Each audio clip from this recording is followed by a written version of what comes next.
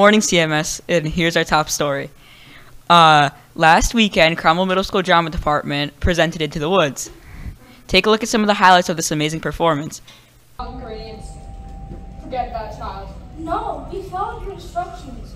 1, the cow was as red as milk. 2, the cape was certainly as red as blood. And 3, the slipper was gold. And 4, I compared that hair with this ear of corn. I pulled it from a maiden. You what? I touched that hair. Don't you understand? I could not touch the ingredients. The corn! The corn! What? The silky hair of the corn. Pull it from the air and give it to the cow. Quickly! I'm wealthy Jack. And finally, after a tumble, she lived impoverished in the desert until the day her friend was wandering aimlessly. Her voice so familiar that he by the torch. And what are you planning to do there? Sell my cow, sir. No less than 5 pounds. No less than 5 pounds. 5 pounds? And if you can't fetch that sum, what are you to do? I suppose my mother and I will have no food to eat. Beans? We mustn't give up our beans. This month in advisory, students are learning about the effects of bullying. One thing that is being discussed is the difference between bystanders and upstanders. A bystander is anyone who's aware that bullying is happening. An upstander is someone who stands up for a person being bullied. Be an upstander. Help others in need, speak out about bullying, ask for help, get friends involved, tell an adult, refuse to be a bystander.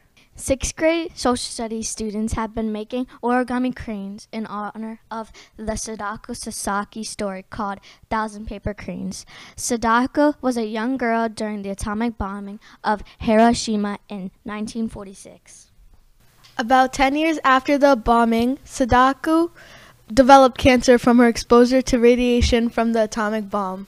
While in the hospital, she began to fold hundreds of paper cranes because of her father told her that when you fold 100 cranes, your wish will come true. 3 years after her death in 1958, a statue was unveiled in Hiroshima Peace Memorial Park. It was a statue of a young girl holding up a crane. It is viewed as a global symbol of peace. Students on teams 6-1 and 6-2 now set a goal to fold 500 cranes each. They hope to fold 1,000 cranes in honor of the story of Sadaka. For more info, scan the QR code on the screen. This week, Cromwell Middle School had their second semester parent-teacher conferences. Parents had a second chance to meet with their child's teachers to discuss their progress. This week, the Cromwell Middle School Student Council had a fundraiser. They were selling items from St. Patrick's Day during lunch waves. The money raised would go to fund school field trips and helping people in need. Take a look at it in action. Mia and Marina from Student Council. We're selling St. Patrick's Day merchandise, which includes glasses, mustaches, tattoos, bracelets, necklaces, and Lucky Grams. We have made over $150. All the money goes towards field trips and students in need. Thank you to everyone who contributed. Have a good day. Last week's trivia question. On March 14th, 1794, this Connecticut inventor receives a patent for the cotton gin. Can you name this inventor? Eli Whitney. Congrats to Jack Osterling for getting this question correct. Here's this week's trivia question. This week's trivia. On March 21st, 2006, Jack Dorsey sent the first one of these messages. It is believed that since then there have been over 1 trillion of these sent. What are these messages? Thank you, CMS. That is our show.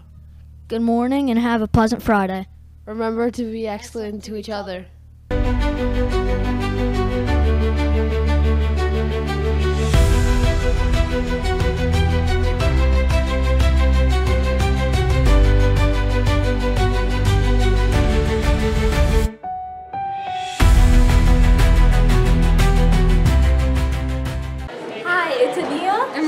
From Student Council. We're selling Lucky Grams and woo! I got my bracelet! Woo! I paid for her bracelet. Put that on the outfit. Wait, we should actually put them.